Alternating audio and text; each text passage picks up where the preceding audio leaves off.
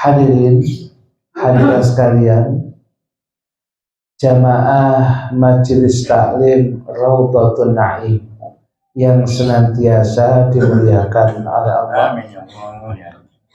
Pagi hari ini kita memasuki ahad kedua.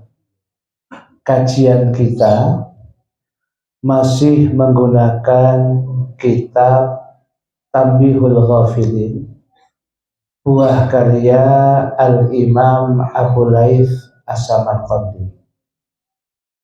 Sedangkan yang kita bahas pada pagi hari ini adalah bab yang ke-17, yaitu babul ghibati, bab tentang ghibah. Kitab terjemah panjenengan yang bahasa Jawa, halaman 873. Disebutkan oleh Al-Imam Abu Layth As-Samarqandi dalam kitabnya Tanbihul Ghafilin ini, qala Sofyanu, berkata Imam Sofyan, adh-dhannu dhannani, adh-dhannu menyangka, menduga, itu ada dua dhann, dua persangkaan. Dhannun fihi ithmun, dhannun persangkaan, dugaan yang di dalamnya terdapat ithmun dosa, wa dhannun dan persangkaan, dugaan laisa yang tidak ada fihi di dalamnya ithmun dosa. Jadi orang melakukan dhon, hatinya menduga sesuatu, menyangka, niku dhon itu dibagi dua. Ada dhon persangkaan yang memang mengandung dosa. Ada dhon persangkaan yang di sana tidak mengandung dosa. Fa'amma dhannul ladzi fihi ithmun, maka adapun dhon, dugaan, persangkaan, alladzi fihi ithmun, yang di dalamnya terdapat ungkapan dosa, falladzi, maka adalah dhon, yatakallamu bihi, dhon yutakallamu, mabni majhul, yutakallamu bihi, dhon yang dibicarakan dengannya itu. Persangkaan, dugaan yang sampai dikeluarkan, diucapkan, diperbincangkan, bisa jadi di situ mengandung dosa. Wa amma dhannu, adapun persangkaan, alladzi laisa fihi ithmun, yang tidak ada dosa di dalamnya, fama adalah sesuatu, yudmiruhu yang dia sembunyikan, tentunya dalam hati, wala yutakallamu bihi, dan tidak kemudian dibicarakan. Wala yutakallamu bihi, dan tidak dibicarakan. Nah, di sini dikatakan dhon, persangkaan, dugaan yang kemudian di situ tidak ada nilai dosa, orang hanya sebatas menyangka dalam hatinya, kemudian persangkaannya itu bisa jadi salah. Oh, jadi Kalau kemudian seperti itu sebatas hatinya, nggih, mboten dosa. Tapi bagaimanapun juga idealnya jangan sampai. Ya. Jadi ada orang datang kepada kita, waduh, kok nggawa amplop, kok nggawa map, waduh bantuan gitu kan. Ya, harusnya alhamdulillah, tinggal kemudian jawaban kita saja, ada kita beli, tidak ada fabi kalimatin thayyibah, kita ucapkan dengan ucapan yang baik. Alhamdulillah pengantin mriki kebetulan tasik dereng wonten ya napa, boten napa-napa. Kebetulan yang menarik itu juga sadar diri. Ya, oh mboten napa-napa, mboten. Nggih, nggih.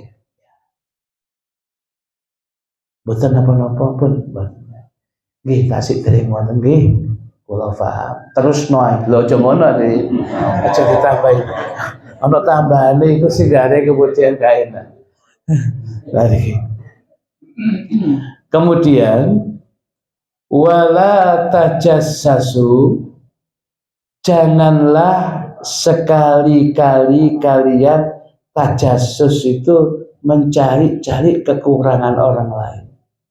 Ya. Makanya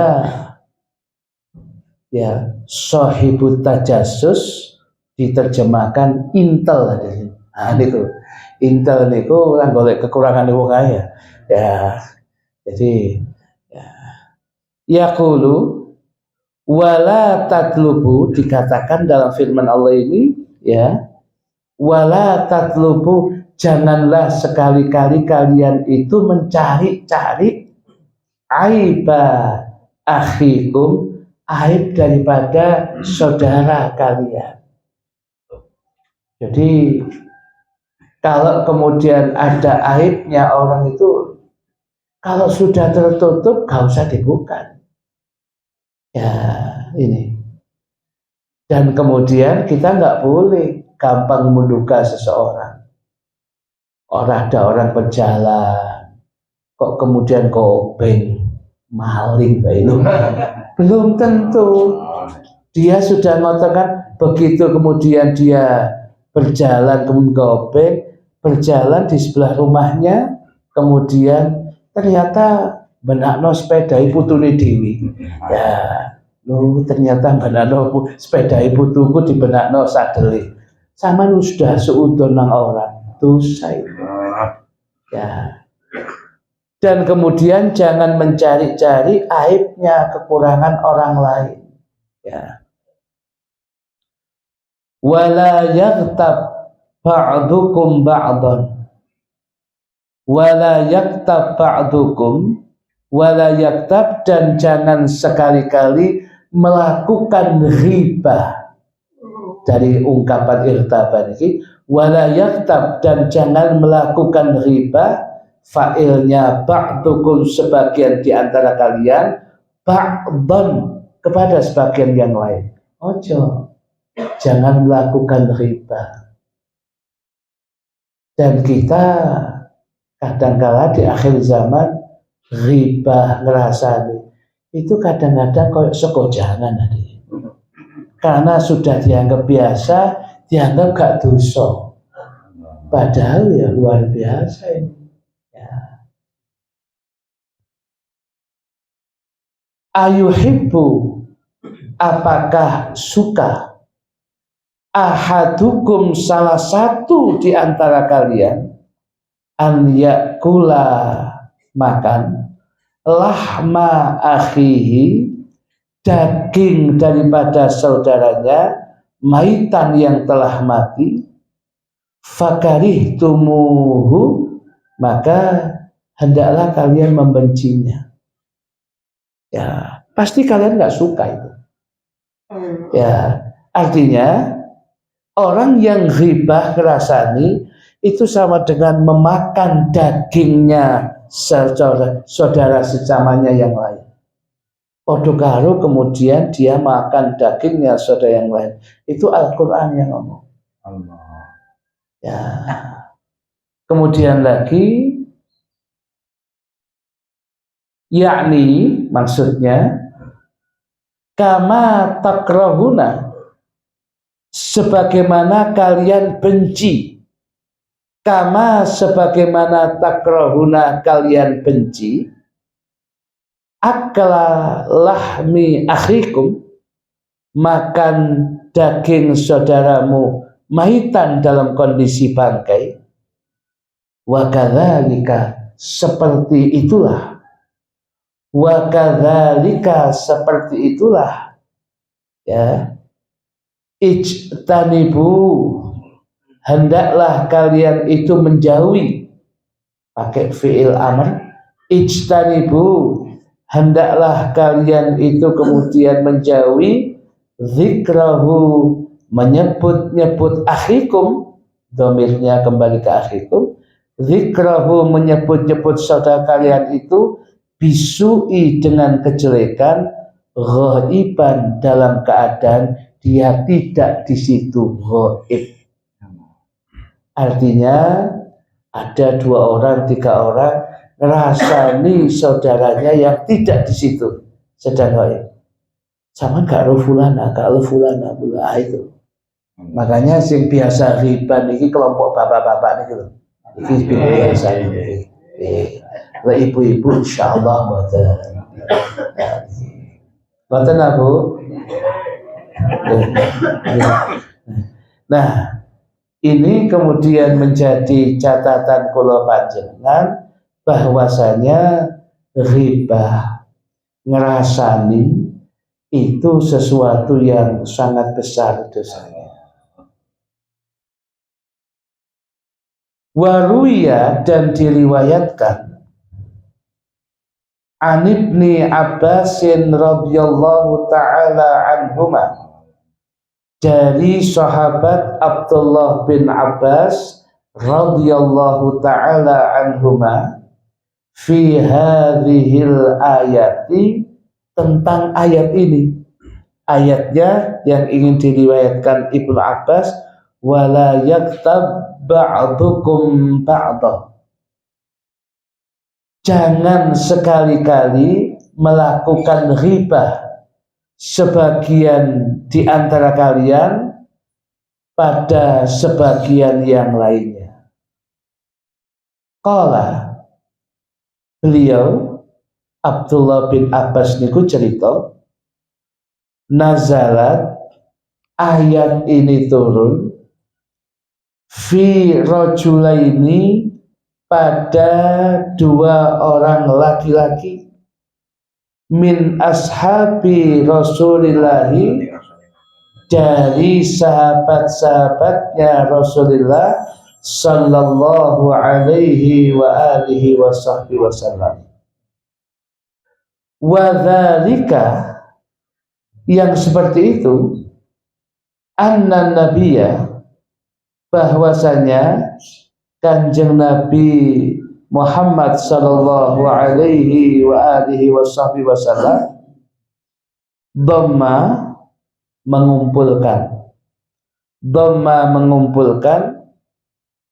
ma'a kulli rajulaini ghaniyaini, bersama 2 orang yang kaya ini, fisafari, dalam perjalanan, rajulan, akan seorang laki-laki, min ashabihi, dari sahabat-sahabatnya Nabi. Orang yang dikumpulkan ini qalila syai'i, sedikit sesuatu, artinya dia orang yang kemudian boten gada. Terus saya ulangi lagi ceritanya, ayat wala yaktab ba'dukum ba'da itu berkaitan, asbabun nuzulnya berkaitan dengan 2 orang laki-laki kaya dari sahabatnya Rasulullah sallallahu alaihi wasallam, yang pada waktu musafir perjalanan jauh, 2 orang kaya ini disatukan ya dikelompokkan dengan orang yang ketiga. Kebetulan orang yang ketiga itu kelompok masa kini, bukan masa lalu. Ya, jadi orang-orang yang tak berpunya. Sing luru suge gak lumrah, sing sito pas-pasan. Nah, setunggal niki pas-pasan. Pas butuh, pas gano lagi nanti. Niku sumpah kan ya. Pas butuh pas gano niki kelompok pas-pasan. Pas butuh pas sono nggak apa-apa selesai niki kelompok pas-pasan, pas butuh pas gano niki.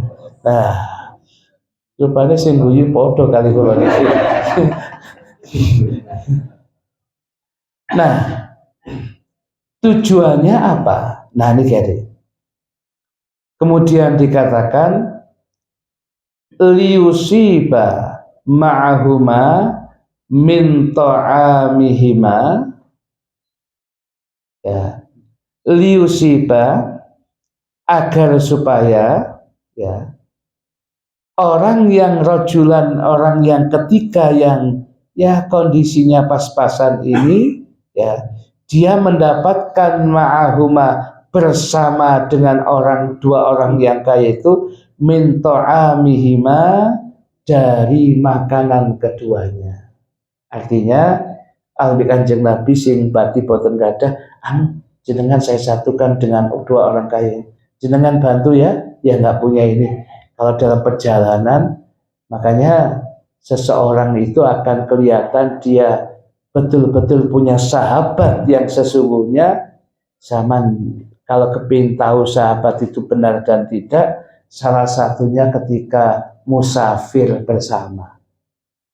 Ketika bepergian bersama, kok dia perhatian dengan jenengan, perhatian barang-barang pengen jangan sampai hilang, sampai dia kemudian menanggung kebutuhan jenengan, itu betul-betul sahabat.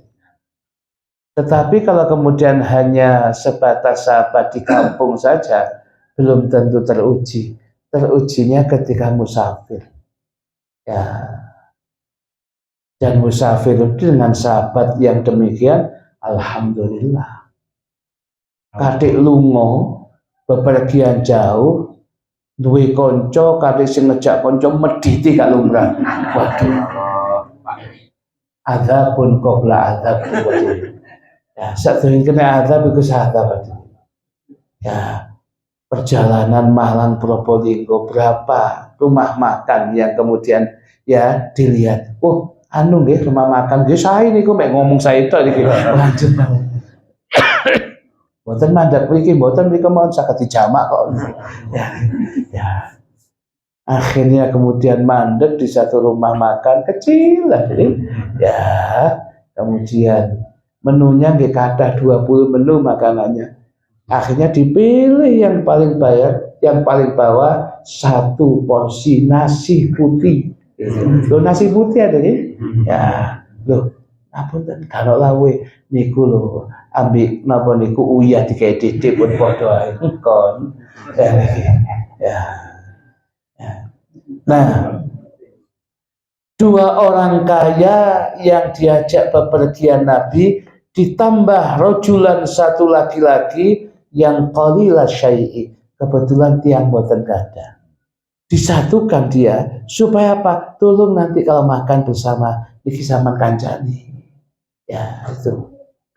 Nah, kemudian ya jadi kalau orang berdua yang kaya menyiapkan makan ini, yang satu biar ikut. Ya, cek barokah. Maksudnya Nabi ngoten. Biasanya tiang sugih niku kan panganane boten kathah ya, boten kathah. Boten macam-macam niki ya. Arti macam-macam opo kuape gak oleh iki. Ya, ojo sama kolesterol, ojo iki. Ya, arti cukup kikil ditampel ojo kikil bayar. Soto rawon ditampeli kabeh.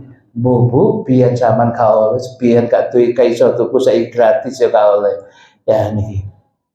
Kemudian ya wa yataqaddamuhuma, dan dia kemudian mendahului keduanya fil manazili di tempat singgah. Kata-kata manzil jamaknya manazil, tempat singgah di situ aja.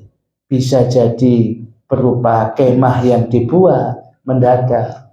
Memang tempat singgah atau manzil itu tempat menginap tapi tidak bertahan lama. Bisa kemah, bisa yang lain. Maka bahasanya manzil, tempat untuk singgah. Wa yuhayyi'a lahuma, dan kemudian maksudnya mendahului dua orang kaya tadi itu, wa yuhayyi'a, dia mendahului itu yuhayyi'a, untuk menyiapkan, lahuma, untuk rajulaini ghaniyaini, dua orang kaya tadi, al-manzila, manzilnya, tempat singgahnya, agar bisa ditempati layak untuk istirahat. Dia datang dulu, dibersihkan. Jadi nanti kalau sahabatnya dua orang kaya tadi yang datang itu wis kayak nempati tok wis. Sing susah ya sing ngancak wae. Maka dia seperti itu. Wa ma yaslahu lahuma, ya, dan kemudian dan apa-apa yang kemudian yasluhu, dia perbaiki, lahuma, untuk keduanya. Waqad kana, ya, dan sungguh keberadaannya itu dhamma Salmana ila rajulaini, dan sungguh keberadaannya itu dhamma, ya, mengumpulkan Salman ini, ya, dia itu mengumpulkan Salman ila rajulaini, kepada dua orang laki-laki ini. Fanazala, kemudian dia turun, ya, Salman kemudian turun di situ, manzilan, di satu tempat, minal manazili, dari tempat-tempat singgah, dzata yaumin, pada suatu hari. Walam yuhayyi, dan kemudian Salman itu tidak menyiapkan apa-apa, lahuma, untuk keduanya, syai'an, akan sesuatu, ya. Faqala, maka keduanya itu mengatakan lahu, kepada Salman, idhab, pergilah, ilan Nabi, kepada Kanjeng Nabi Muhammad sallallahu alaihi wasallam, fasal, dan bertanyalah atau memintalah lana, untuk kami, fadla idamin, kelebihan idam niku lauk pauk, kelebihan daripada lauk pauknya. Fantalaqa, kemudian berangkatlah Salman kepada Nabi. Faqala, maka kemudian berkatalah ahaduhuma, salah satu dari keduanya, li sahibihi, kepada temannya yang lain, hina ghaba anhuma, ketika Salman itu tidak ada di situ, tidak bersama dua orang lagi. Innahu, sesungguhnya, lawintaha, seandainya sudah sampai bi'ri kadza, ya, sudah sampai pada sumur seperti ini, laqallal ma'u, sungguh, ya, sedikitlah air, falammantaha, maka ketika sampai, ila Rasulillah, sampai kepada Rasulullah SAW, wa ballaghahu risalata, dan disampaikan kepada beliau risalah itu, qala Nabi sallallahu alaihi wa alihi wasallam, kul lahuma, ucapkanlah pada kedua laki-laki sahabat tadi, qad akaltumal idama, kalian itu, ya, telah memakan apa itu lauk pauknya, Sampai di sini dulu saya jelaskan. Jadi ada dua orang laki-laki kaya. Jadi sedangkan rojulan orang yang ketiga yang qalila syai'i di sini disebut dengan ungkapan sahabat Salman Al-Farisi. Memang mantan budak deh. Hartanya bisa jadi nggak banyak. Nah, Salman itu kemudian menjadi orang yang ketiga dalam musafir itu, ya, dan dia kemudian membersihkan segala sesuatu, ya, sebelum dua orang temannya yang kaya ini datang. Suatu ketika masih dalam musafir itu, Salman itu tidak menyiapkan apa-apa yang hendak dimakannya. Kata orang itu, Salman pergi kepada Kanjeng Nabi. Salman minta lawuh, mosok gak ana lawuh itu, mengene itu. Ya sudah, saya yang pergi. Salman pergi. Nah, ketika kepergian Salman Al-Farisi ini, dua orang niki ngrasani tek-tekan Salman. Nah, maksudnya begitu. Dirasani begini, Salman iku ngene, Salman iku ngene. Ya, itu. Nah, datang Salman di hadapan Nabi. Nabi, saya diperintah oleh dua sahabat begini untuk minta apa itu lauk pauk kepada Anda, daging ini. Loh, katanya Nabi beritahu kepada sahabat, dia sudah makan lauk pauknya kok. Dagingnya sudah dimakan kok. Loh, iya, sudah disampaikan hadirin. Ya, disampaikan. Fa'atahuma, maka kemudian Salman datang kepada dua sahabat laki-laki tadi. Fa'akhbarahuma, kemudian Salman mengabarkan keduanya, ya, bahwasanya dagingnya, lawuhnya sudah disampaikan kok, tinggal makan. Fa'atayahu, maka keduanya mendatangi Kanjeng Nabi Muhammad SAW. Penasaran, loh, kita belum mendapatkan lauk pauk kok. Katanya Nabi sudah. Ayo nang Nabi aja klarifikasi tentang lauk pauk ini kan. Ya. Faqala, kemudian dua orang sahabat ini kemudian mengatakan, ma akalna min idhamin, ya Rasul, kami betul-betul tidak makan sama sekali lauk pauk yang pengen maksudkan. Kita ini butuh lauk pauk. Kami nggak makan daging, nggak makan apa, ya Rasul.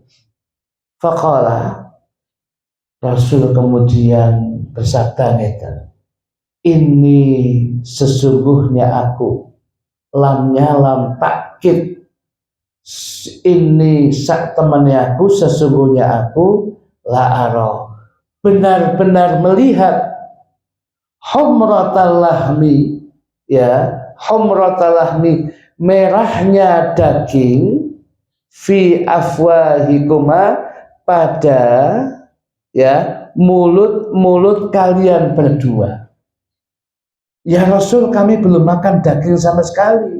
Loh, masa? Iya, tapi saya lihat itu mulut kalian itu bekas-bekas daging baru dimakan, dikremes daging itu ada di situ. Loh, mboten Kanjeng Nabi, kita belum. Nah, ini kok ada dagingnya itu, bekasnya ada.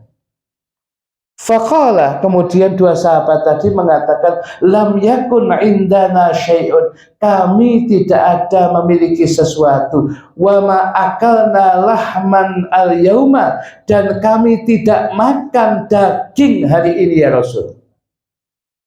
Faqala maka bersabdalah Kanjeng Nabi Muhammad sallallahu alaihi wasallam lahuma, kepada kedua sahabat ini. Tuh, maksudnya innakuma, sesungguhnya kalian berdua ini, irtabtuma, sudah kalian berdua ini melakukan riba. Irtabtuma, kalian berdua ini sudah melakukan riba, sudah ngerasani kalian berdua. Akhakuma, kepada saudara kalian yang dua saudara kalian, maksudnya sahabat Salman. Tsumma qala lahuma, kemudian Nabi mengatakan lahuma, kepada keduanya, atuhibbani, apakah kalian berdua suka, antakula, kalian berdua makan lahman daging maitan, bangkai. Faqala, maka dua sahabat itu mengatakan, la, oh tidak suka ya Rasul. Faqala lahuma, maka bersabdalah Nabi lahuma kepada dua sahabat ini, fakama karihtuma, sebagaimana kalian juga tidak berkenan, tidak suka antakula memakan lahman maitan, daging yang bangkai, fala taghtaba, maka janganlah kalian berdua melakukan ghibah, ngerumpi, ngerasani. Fa innahu, karena sesungguhnya manirtaba akhahu, barang siapa yang ngerasani, ngerumpi, kemudian menggunjing akhahu, saudaranya, faqad akala lahmahu, maka sungguh dia sama dengan makan daging saudaranya. Fanazalat, kemudian turunnya ayat wala yartab ba'dukum ba'da.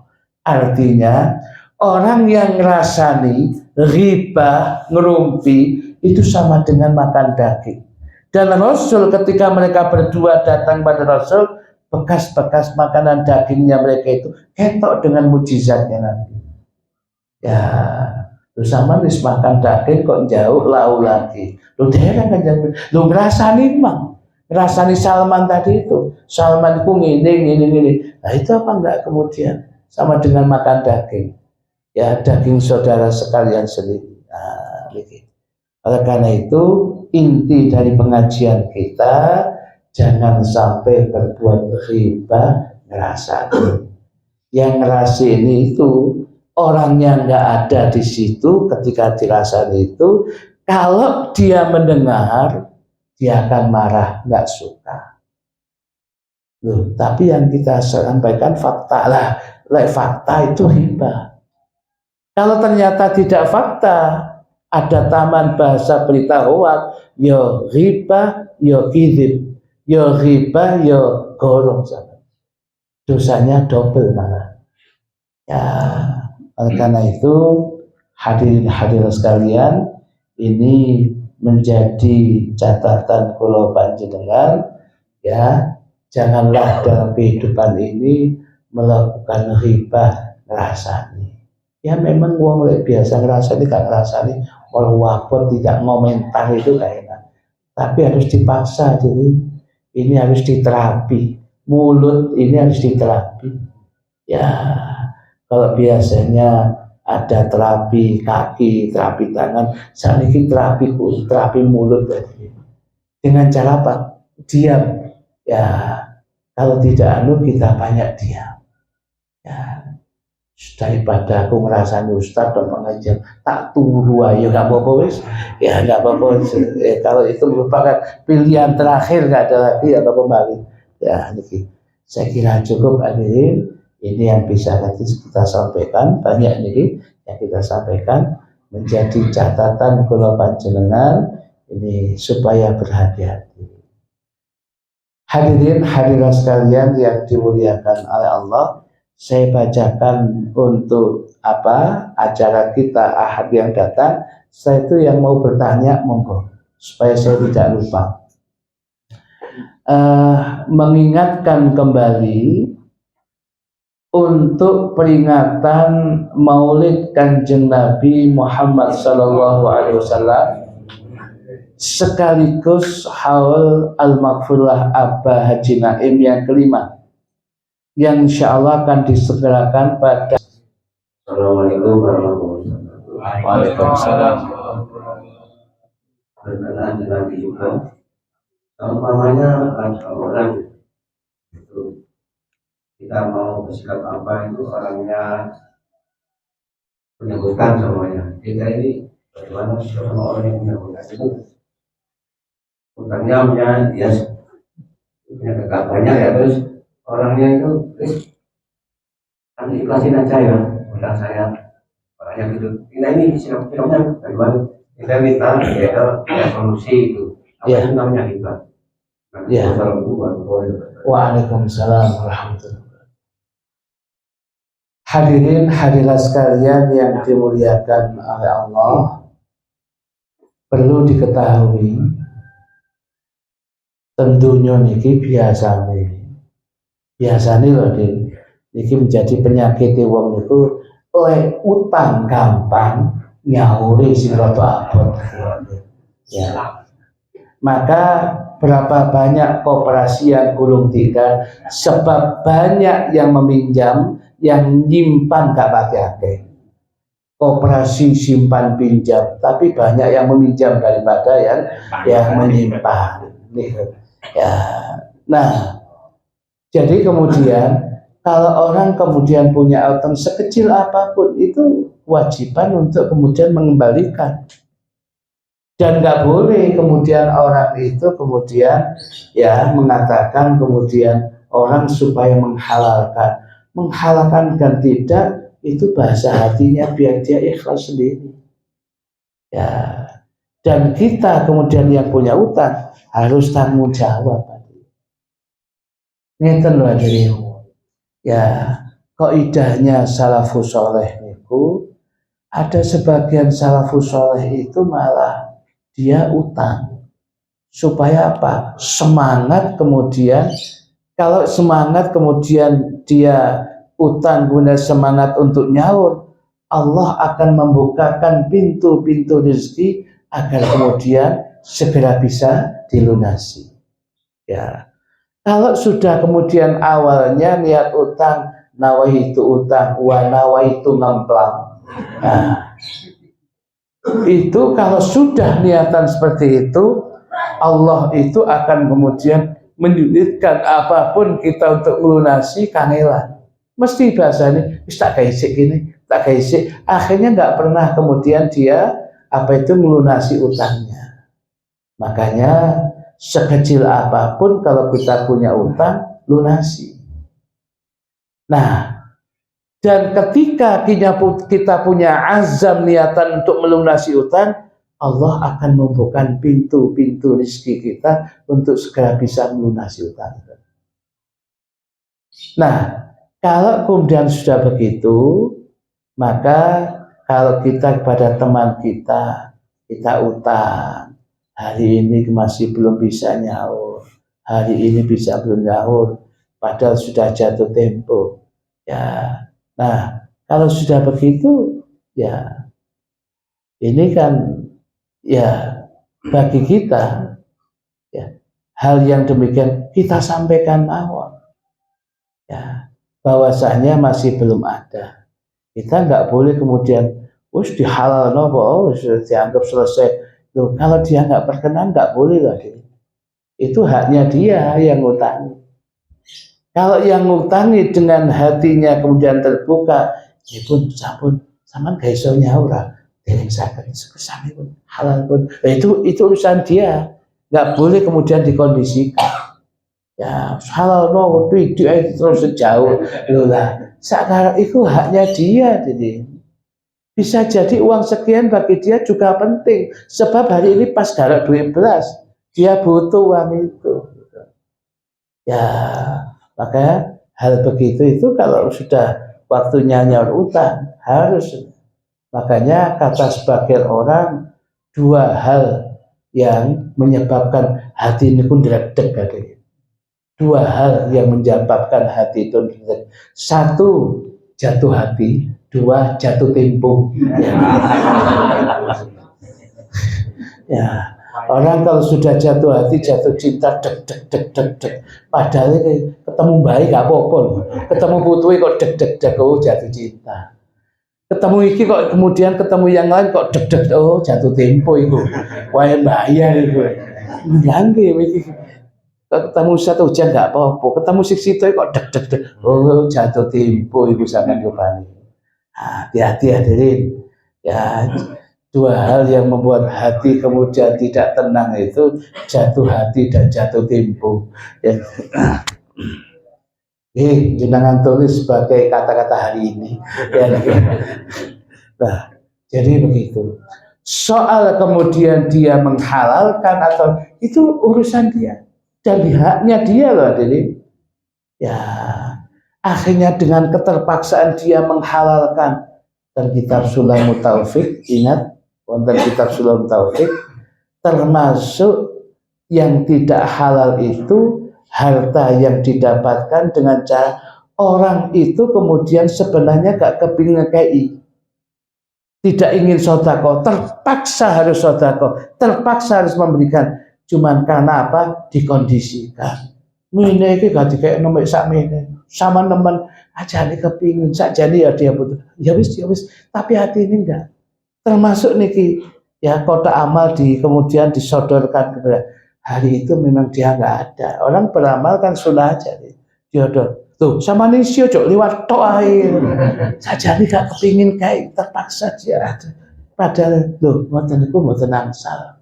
Kondisi mukroh dipaksa mboten angsal.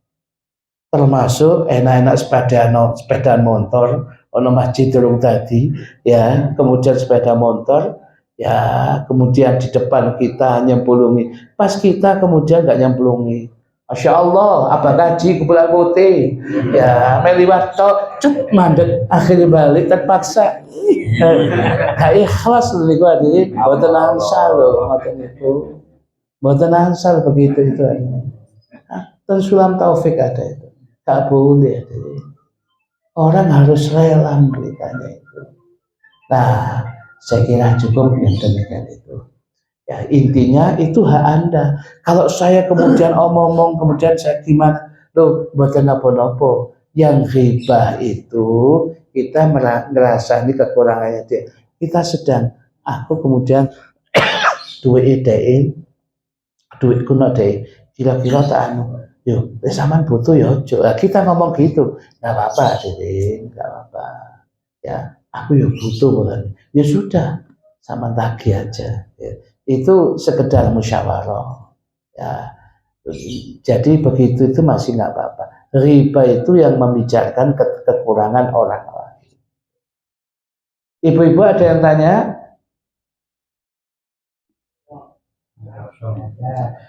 Bismillahirrahmanirrahim. Alhamdulillah.